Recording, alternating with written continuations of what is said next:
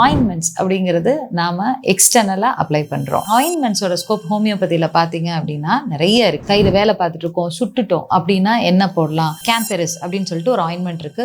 அந்த ஸ்கார் கூட தெரியாத அளவுக்கு ரொம்ப அழகா ஹீல் பண்ணிடும். ஏதோ கடிச்சிருச்சு, என்ன கடிச்சிச்சுனே தெரியல, வண்டியில வந்துட்டு இருந்தேன், டக்குன்னு ஏதோ அடிச்சிருச்சு, அந்த மாதிரி சமயங்களை நீங்க யூஸ் பண்ண வேண்டியது அபிஸ்மெல் அப்படின்னு சொல்லிட்டு ஒரு ஆயின்மெண்ட் இருக்கு.